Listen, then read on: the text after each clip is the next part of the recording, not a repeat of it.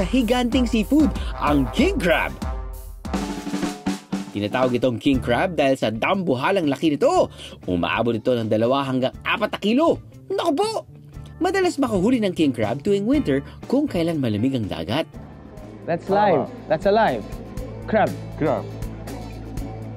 Wow. Can I hold? Okay.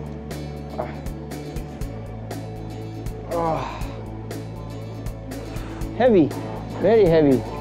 How many kilos? 근데 뭐 small size. This is small size. What's the big size? Big size. Big size. No? No. Hindi lang king crab ang dambuhala rito, Bieros. There's more! Scallop. Sashimi. Oh, scallop sashimi. Yeah. This is still small. Siyempre, kailangan matikman yung king crab na yan. O BP check muna, Bieros. At sa mga allergic sa seafoods, pigit muna kayo. Okay. Not okay. Okay. Oishi. Oishi. It's very juicy. Succulent. I want to take this home. Perfect with sake. Hindi lang sa king crab matatapos ang food trip natin, Bieros. Kapag sa Japan, isa ito sa dapat matikman.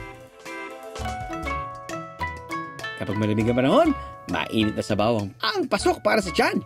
Presenting the soup na mapapa-yemen kayo sa bawat higop. Ramen! Isa sa mga ramen shop owners dito, ang kababayan nating si Agnes. Papansin ko sa mga ramen houses, pati na rin sa Manila, yung ganito kaliit lang. Hanggang 8 to 10 lang yung occupied na seats. Tapos ang bilis ng pag-serve ng pagkain. Oo. Tsaka yung noodles, kailangan hindi siya yung Sagi. Pati yung soup, kailangan mainit. Mga Chinese missionary ang unang nagdala ng konsepto ng noodle soup sa Japan. Naging ramen ito dahil ginawa ng mga Hapon ng sarili nilang bersyon.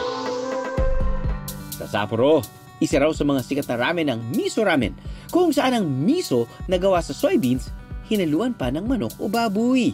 Sa inyo, ano yung, bakit binabalik-balikan yung ramen nyo? Siguro yung lasa niya. Yung broth. Oh, yes. At or adjusting the soup, the taste of the soup.